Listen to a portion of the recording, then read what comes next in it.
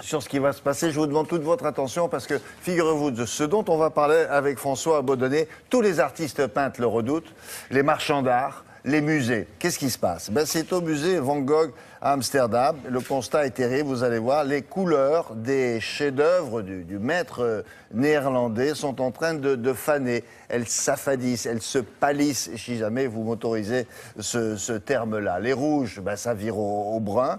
Les violets, ça bave un peu, ça devient bleu. Et le musée tente de tout faire pour sauver tout cela. Mais alors seulement, voilà, comment faut-il faire? Justement, c'est la question posée à François. Bonjour François, comment font-ils donc? Oui, bonjour William. Eh bien, écoutez, en fait, il y a deux solutions. Soit, en fait, on expose un peu moins ces chefs-d'œuvre à la lumière, et c'est ce qu'a choisi de faire le musée Van Gogh à Amsterdam. Soit la deuxième solution, William, eh bien, évidemment, c'est de restaurer ces tableaux. Mais là, il y a un problème parce que quand on restaure un tableau, on peut l'abîmer. Et puis, il y a une deuxième difficulté, c'est qu'il faut retrouver les couleurs d'origine. Et ça, c'est très difficile. Regardez ce reportage réalisé au musée Van Gogh à Amsterdam. Ce sont des chefs-d'œuvre en péril.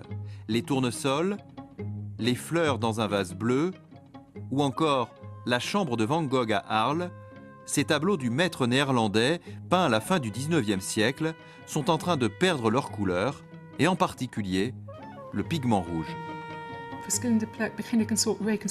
Mentalement, je reconstruis les couleurs telles qu'elles étaient à l'origine.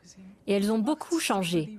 Par exemple, dans cette peinture, le champ de blé aux iris, les rouges vont continuer à s'affadir. Et dans les endroits où il y a beaucoup d'épaisseur, ils risquent même de disparaître complètement si on ne fait pas attention à la façon d'éclairer ce tableau. Car depuis près de 150 ans, les œuvres souffrent à la fois de la lumière artificielle et de la lumière naturelle. Plus grave encore, la plupart des Van Gogh ont été recouverts après coup d'un vernis censé les protéger. Vernis qui les a au contraire altérés. On essaye d'abord de retrouver les couleurs d'origine et en même temps, on se projette dans le futur pour voir ce qu'il se passera si on enlève le vernis et les autres traitements qui avaient été ajoutés par la suite. Les Van Gogh que nous connaissons aujourd'hui sont donc bien différents de ceux de l'origine. Le défi est maintenant d'arrêter la dégradation de ces incroyables couleurs qui restent la signature du maître néerlandais. Et pourtant, il y a des vernis, ça a été dit dans le reportage. Est-ce que le musée Van Gogh a l'intention de se restaurer lui aussi? Absolument, en fait, depuis la fin du mois de novembre déjà, en fait, le musée a une présentation tout à fait différente. On peut voir maintenant à peu près 200 œuvres quand même de Van Gogh. Il y a à peu près 500 œuvres de Van Gogh dans le monde, 200 à peu près au musée d'Amsterdam, et on peut les voir différemment, c'est-à-dire de façon un petit peu plus chronologique.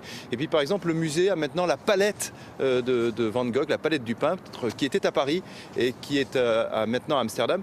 Et puis il faut noter une autre actualité sur Van Gogh, William, c'est qu'en 2015, donc l'an prochain, dans quelques jours finalement, eh bien, ce seront les 125 ans de la mort de Van Gogh. Il va y avoir des expositions partout en Europe sur ce peintre. Et ici, en Belgique, William, puisque à Mons, une ville donc du sud de la Belgique, qui est pas très loin d'ailleurs de Valenciennes en France, eh bien, Mons sera la capitale européenne de la culture en 2015.